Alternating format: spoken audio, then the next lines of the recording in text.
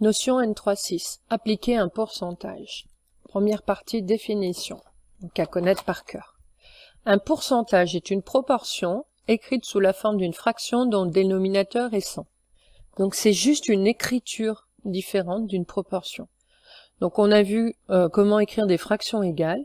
Donc là on va utiliser les propriétés sur les fractions pour écrire notre fraction avec un dénominateur égal à 100 et on pourra l'interpréter sous la forme d'un pourcentage. Alors exemple, dans une classe il y a 56% de filles, signifie que la proportion de filles est de 56 filles pour 100, 100 quoi? 100 élèves en fait. Autrement dit, si la classe, donc là il n'y a pas un point, si la classe comptait 100 élèves, il y aurait du coup 56 filles. Mais il n'y a pas 100 élèves, hein, d'accord? Mais c'est à toute proportion gardée. S'il y avait 100 élèves, on sait qu'on pourrait en compter 56 filles. Dans une classe de 25 élèves, 4 portent des lunettes, ce qui fait une proportion de, donc une proportion 4 élèves sur 25. Si je veux l'interpréter sous forme d'un pourcentage, il faut que mon dénominateur soit égal à 100.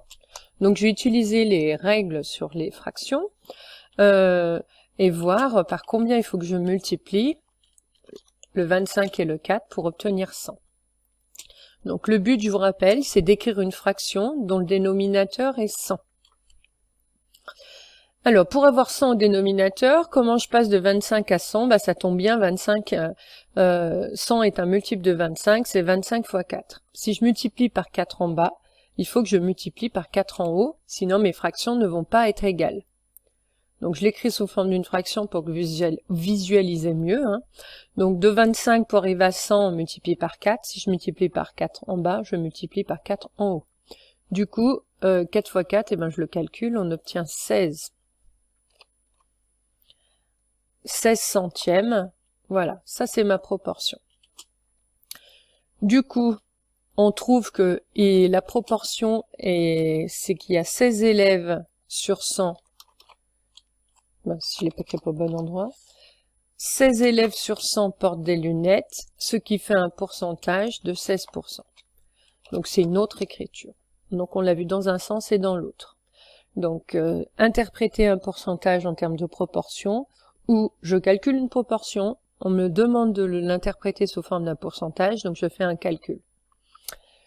Deuxième partie, appliquer un pourcentage. Donc là, il y a une propriété à prendre par cœur. Calculer 1% d'un nombre revient à multiplier ce nombre par 1 centième.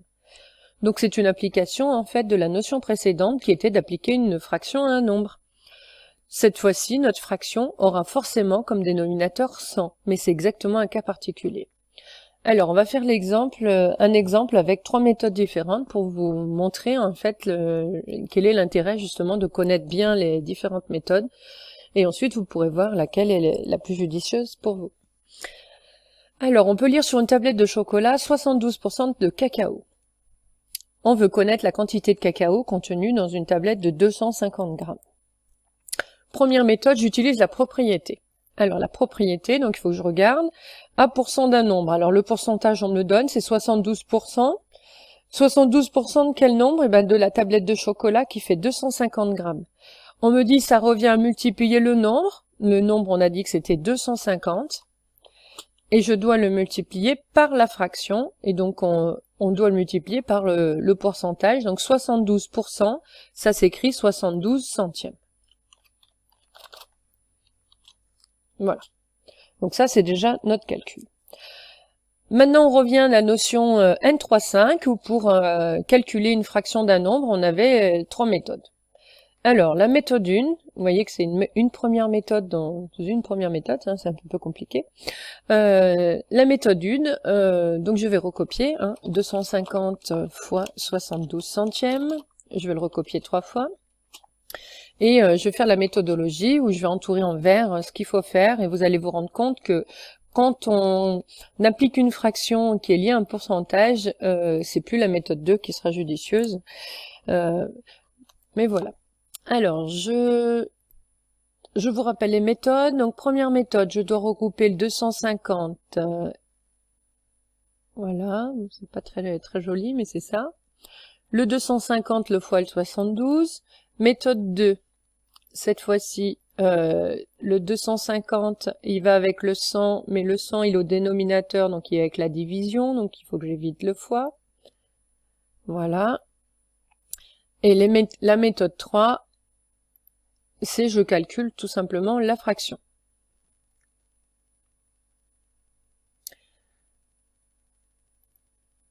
Voilà. Alors, méthode 1. Voilà. Donc, je calcule. Alors, c'est un petit c. C'est un petit c.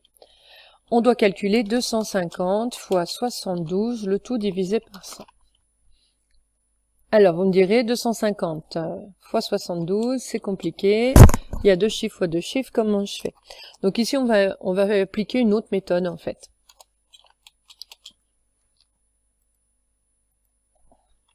Je vais pas calculer que le haut. Hein. On va utiliser, en fait, les méthodes de simplification de quotient. Alors, déjà, je vois qu'il y a un 0 en haut, un 0 en bas dans un produit. Je ne vais pas m'en priver, je vais déjà simplifier. On obtiendra déjà des nombres plus petits. Donc en haut, j'ai 25 fois 72 à faire. Et en bas, j'ai 10. Donc cette méthode, je vous la montre. Hein. Si vous la comprenez pas, c'est pas très grave. C'est pas la plus judicieuse, hein, mais c'est vraiment voir l'intérêt des mathématiques et des propriétés pour pouvoir calculer. Alors ici, on va essayer de simplifier. Donc pour pouvoir simplifier, il faut que j'ai les mêmes noms en haut et en bas, sous la forme d'un produit. Donc je vais commencer par le nombre le plus facile à décomposer, parce qu'il est tout seul, c'est le 10.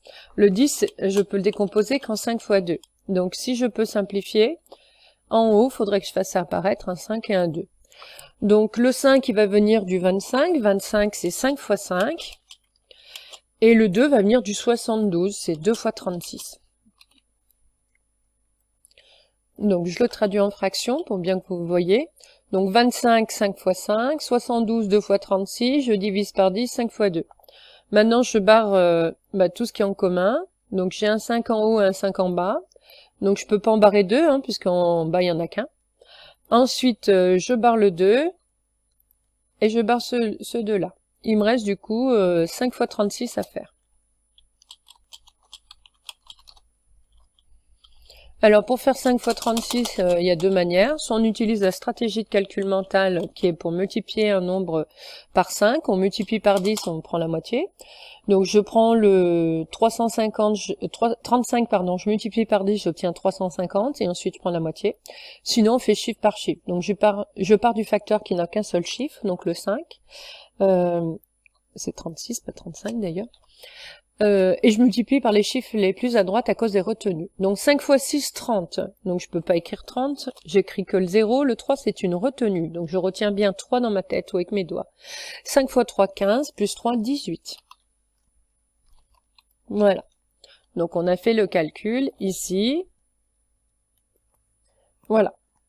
Du coup, je peux répondre à la question. Il y a donc 180 grammes de cacao dans cette tablette de chocolat.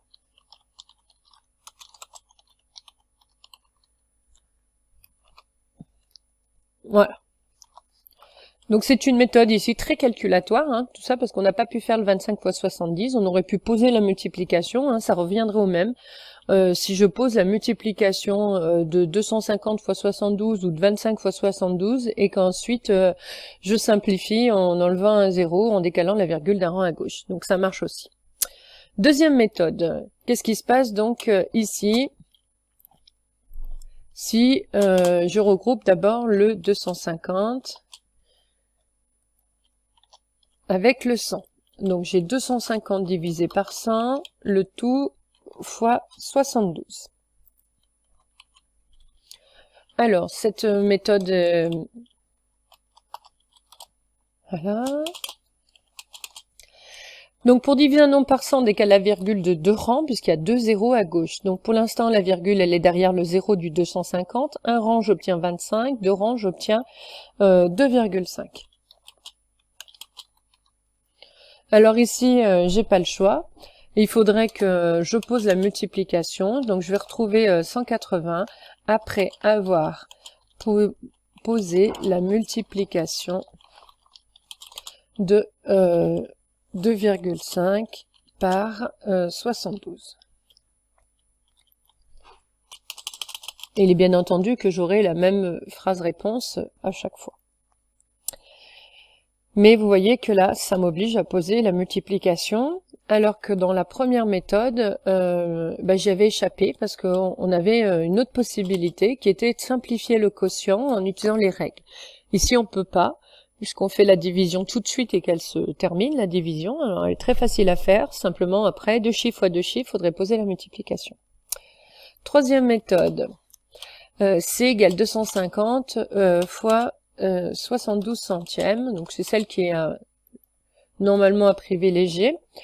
Pourquoi? Parce que la fraction, elle se calcule toujours, puisque étant donné qu'on a une fraction qui représente un pourcentage, vous aurez toujours un dénominateur égal à 100, et pour diviser par 100, décale la virgule de 2 rangs à gauche. Donc dans le 72, la virgule après le 2, si je décale d'un rang, j'obtiens 7,2, deux rangs, j'obtiens 0,72. Donc on obtient le 180, mais là aussi, il faudrait poser la multiplication. Donc la première méthode, elle vous permet d'obtenir le résultat sans poser la multiplication, mais est assez calculatoire et beaucoup d'élèves ont un peu du mal à faire ça. Donc la méthode 3, par contre, poser une multiplication, voilà. Donc on calcule le pourcentage en faisant une division par 100, et puis ensuite vous obtenez un produit de deux facteurs. Soit on peut le faire tête, soit on n'a aucun facteur qui n'a qu'un seul chiffre, et dans ce cas-là, du coup on pose. Voilà. Deuxième méthode, en utilisant un tableau de proportionnalité. Une tablette de chocolat qui contient 12% de cacao, donc déjà il va falloir l'interpréter en français, signifie que dans 100 grammes de chocolat, il y a 72 grammes de cacao. Donc ça c'est très important de faire cette phrase parce que c'est ce qu'il va falloir mettre dans le tableau de proportionnalité. Donc bien comprendre, quand on vous dit 72%, en fait on vous donne deux nombres. On vous donne 100 grammes de chocolat, 72 grammes de cacao. Donc la masse de cacao est proportionnelle à la masse de chocolat, donc on peut construire un tableau de proportionnalité. Donc en haut, on aura du coup la masse de chocolat en grammes.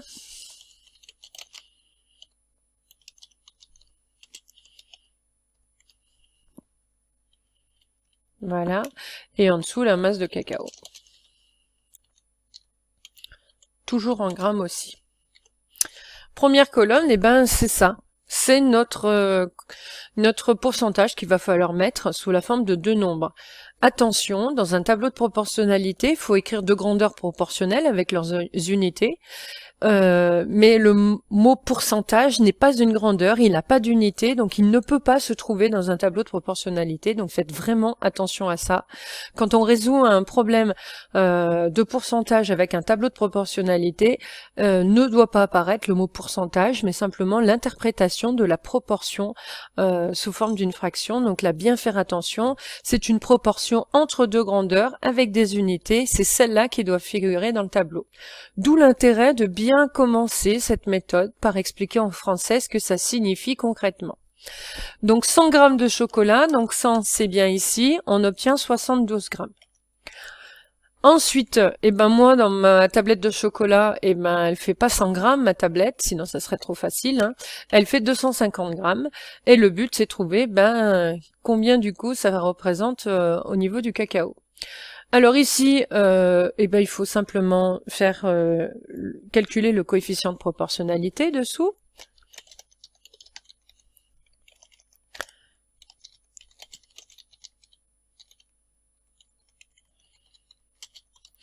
Je vous rappelle que le coefficient de proportionnalité, donc ça à prendre par cœur, c'est le nombre du bas sur le nombre du haut. Donc 72 centièmes. Donc pour diviser un nombre par 100, on décale la virgule de deux rangs à gauche. Hop là. Donc pour l'instant, chez les nombres entiers, c'est après le chiffre des unités, donc derrière le 2. Un rang, ça fait 7,2. Deux rangs, ça fait 0,72. Le coefficient de proportionnalité, je vous rappelle qu'on l'écrit dans le tableau à droite. C'est le nombre qui permet de passer de la première à la deuxième ligne. Donc, il faut simplement taper à la calculatrice le calcul. Ici, 250 fois 0,72, ou alors vous posez la multiplication. Et on retrouve le fait qu'on obtient 180. Donc le nombre qu'on calcule, on l'écrit toujours en vert. Voilà. On pense bien à répondre à la phrase, à la question. Hein. Donc je l'ai pas mis à chaque fois, hein, c'est la même phrase partout, puisque le but c'était de trouver combien il y avait de masse de cacao dans la tablette de chocolat. Donc ça c'est la deuxième méthode. Donc il faut maîtriser les tableaux de proportionnalité et bien se rappeler que même si on parle de pourcentage, dans le tableau, c'est les deux grandeurs dont on a calculé la proportion. Troisième méthode, en utilisant des égalités de fractions. Donc là, on va revenir à notre notion de proportion et écrire des fractions égales, tout simplement. Donc une tablette de chocolat qui contient 72% de cacao signifie que la proportion de cacao est de 72 grammes de cacao pour 100 grammes de chocolat. Donc ça, c'est ma proportion. Et du coup, cette proportion, il va falloir l'écrire sous la forme d'une fraction dont le dénominateur est 250, puisque la tablette, elle, fait 250 grammes. Alors, P comme proportion, on a dit que pour l'instant, j'avais 72 centièmes. Ça, c'est ma proportion. On va écrire des calculs entre, ici, voilà. Et à la fin, il faut que j'ai une fraction dont le dénominateur est 250. Alors, je vous l'écris comme ça pour bien visualiser. Parce que moi, l'ordinateur, quand je tape des fractions, ça l'écrit en ligne. Donc, si j'arrive à trouver, en faisant des calculs, donc là, j'ai le droit de mettre plusieurs égales à la suite, puisque ce n'est pas un calcul, mais différentes écritures d'une fraction. J'ai pas de plus, de fois, ou de multiplier ici par rapport à ma fraction, c'est juste des fractions égales. Donc là, j'ai le droit de mettre plusieurs égales à la suite. Alors, ici, donc j'ai le droit que de multiplier ou diviser, je vous rappelle. Pour passer de 100 à 250, on se rend compte que 250 est plus grand, donc on va faire un produit. Voilà. Et au dénominateur, j'ai 100. Il va falloir que je trouve par combien il faut que je multiplie pour obtenir l'autre. Voilà. Alors, je vais vous le mettre en fraction pour bien que vous visualisez en fait. Voilà. On est dans cette situation-là. J'ai le droit que de multiplier ou diviser en haut et en bas par le même nombre. Et le but, c'est de passer de 100 à 250. Alors, il y a beaucoup d'élèves qui ont du mal à faire ça, donc je vais prendre un exemple plus simple. Imaginez qu'on ait 300 ici, au dénominateur. 100, pour arriver à 300, on fait x3. Tout simplement. Maintenant, j'ai que 250, donc ici, on va multiplier par 2,5. Si je multiplie par 2,5 en bas, je serai obligé de multiplier par 2,5 en haut aussi. Donc 2,5 en bas, 2,5 en haut. Ceux-là, je vais les mettre d'une autre couleur pour que vous les voyez bien. Voilà.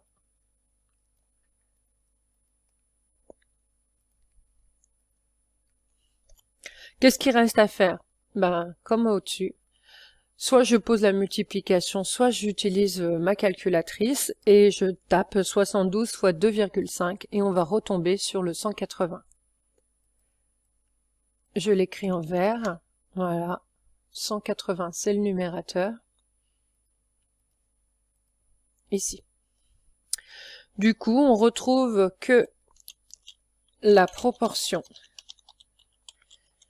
est de 180 grammes de cacao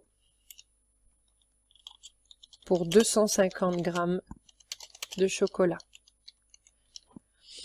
Donc là, on est passé par des calculs avec des fractions. Donc voilà les trois méthodes. Après, vous ferez comme vous voulez pour résoudre des problèmes avec le pourcentage. Le plus souvent, c'est quand même plus judicieux d'utiliser la propriété, surtout si le pourcentage se calcule bien, parce que si on a le droit à la calculatrice ou qu'on pose la multiplication en utilisant la méthode 3, c'est quand même assez rapide.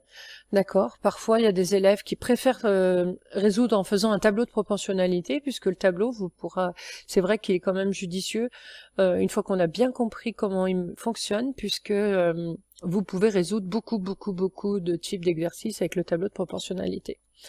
Et l'égalité de fraction, bon, c'est un peu plus calculatoire, et le problème c'est qu'il faut vraiment expliquer en français ce que vous faites. Il suffit pas d'avoir la réponse, il faut expliquer ce qu'on fait. Donc il faut parler de proportions et faire des phrases. Troisième partie, pourcentage particulier, donc là il faut faire vraiment attention à ça. On peut les apprendre par cœur, d'ailleurs je vais rajouter le cœur. C'est très important pour faire du calcul mental quand on a des pourcentages particuliers. Alors, prendre 50% d'un nombre, c'est en prendre la moitié, donc ça revient à diviser le nombre par 2. Prendre 25% d'un nombre, c'est en prendre le quart, c'est-à-dire diviser le nombre par 4. Et prendre 10% d'un nombre, c'est en prendre le dixième, c'est-à-dire diviser le nombre par 10. Maintenant, dans les explications, je vais justifier pourquoi c'est ça. Alors, 50%, c'est 50 centièmes. Donc là, c'est la traduction mathématique d'un pourcentage.